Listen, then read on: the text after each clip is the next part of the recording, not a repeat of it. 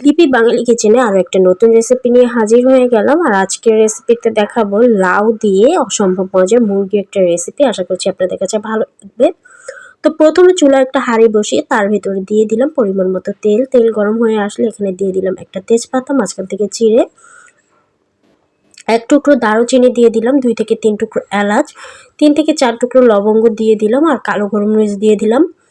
তারপর মশলাটাকে একটু ভালোভাবে ভেজে নিলাম। ভেজে এক মুঠের মতো পেঁয়াজ কুচি দিয়ে দিলাম। পেঁয়াজটাকে আমি হালকা বাদামি কালার করে একটু ভেজে নেব। তো পেঁয়াজটা যখন এরকম একটা বাদামি কালার হয়ে যাবে তখন আমি দিয়ে দিব সামান্য পরিমাণে পানি। তো পেঁয়াজটা দেখেন এই পর্যন্ত কিন্তু একদম একটা লাল কালার হয়ে গেছে। এবার দিয়ে দিলাম পরিমাণ মতো পানি, মানে কিছুটা পানি দিয়ে দিলাম। পানি দিয়ে তারপর এখানে দিয়ে দিয়েছি 1 চা চামচের মতো আদা আর রসুন বাটা। আদা রসুনের কাঁচা গন্ধটা চলে যাওয়া পর্যন্ত একটু ভালোভাবে কষিয়ে নেব। এতে করে কিন্তু তরকারির মাঝে আর আদা রসুনের গন্ধ হবে না। তারপরে দিয়ে দিলাম এখানে 1 চা চামচের মতো মরিচের গুঁড়ো, দিয়ে দিলাম 1/2 চা চামচের মতো হলুদের গুঁড়ো। আমি কিন্তু হলুদের গুঁড়োটা সব রান্নায় একটু কম ব্যবহার করি, যার কারণে হচ্ছে হলুদের স্মেলটা যেন না আসে। দিয়ে দিলাম 1/2 চা চামচের মতো জিরার গুঁড়ো, দিয়ে খুব ভালোভাবে মশলাটাকে নেড়ে চেড়ে দিয়েছি। তারপরে দিয়ে দিলাম 1/2 চা চামচের মতো গরম মশলার গুঁড়ো আর লবণ দিয়ে দিলাম পরিমাণ মতো। দিয়ে খুব ভালোভাবে মশলাটাকে আমি কষিয়ে নিচ্ছি, দেখতেই পাচ্ছেন। আর মশলাটা কিন্তু আমি পানি দিয়ে বারবার কষিয়ে নিব। আর যতটুকু সম্ভব মশলাটাকে ভালোভাবে কষানোর চেষ্টা করবেন, এতে করে কিন্তু খাবারের টেস্টটা ভালো আসবে। তো এবার ঢাকনা দিয়ে ঢেকে দিচ্ছি আমি। আবারও ফিরে আসলাম প্রায় কিছুক্ষণ পর।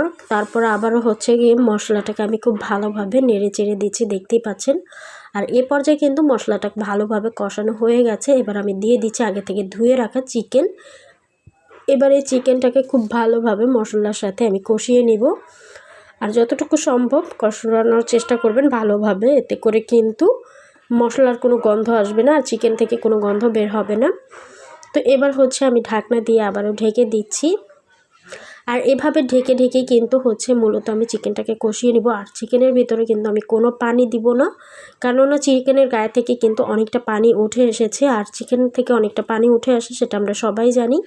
তারপর এখানে আগে থেকে কেটে রাখা লাউগুলো দিয়ে দিচ্ছি। আর লাউগুলো কিন্তু আমি ছোট ছোট সাইজ করে কেটে নিয়েছি, দেখতেই পাচ্ছেন।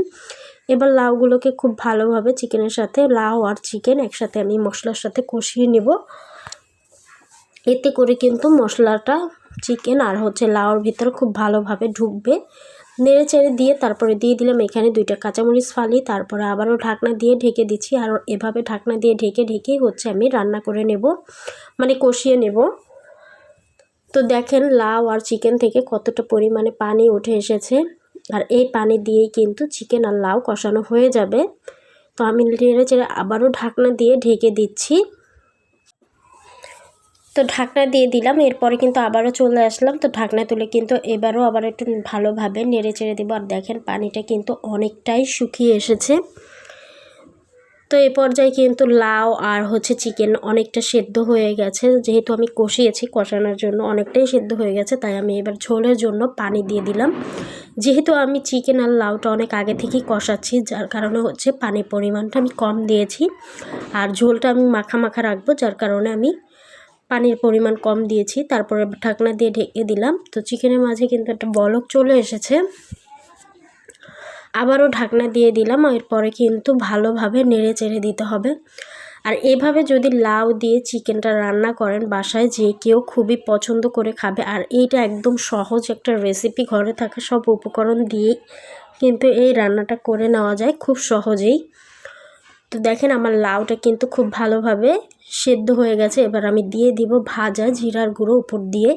আর এতে করে কিন্তু খুব ভালো একটা স্মেল ছড়াবে। দিয়ে চুলার ভিতরে আমি আরও 5 থেকে 6 মিনিটের জন্য রেখে দেব ঢাকনা দিয়ে ঢেকে। এতে করে কিন্তু পুরো তরকারির মাঝে জিরার গুঁড়াটা ছড়িয়ে যাবে। তো আসুন আপনাদেরকে একটু কাছ থেকে দেখাই যে তরকারির কালারটা আসলে কতটা সুন্দর এসেছে আর দেখতে কতটা লোভনীয় লাগছে। তো এই হচ্ছে আজকের তরকারি, লাউ দিয়ে মুরগির মাংস। আশা করছি আপনাদের রেসিপিটি ভালো লাগবে। তো পরিবেশন করে নিলাম। তো আমার এই সহজ রেসিপিগুলি আপনাদের কাছে কেমন লাগে অবশ্যই আমাকে কমেন্ট বক্সে কমেন্ট করে জানাবেন। আর নতুন নতুন রেসিপি পেতে অবশ্যই চ্যানেলটিকে সাবস্ক্রাইব করে পাশে থাকবেন।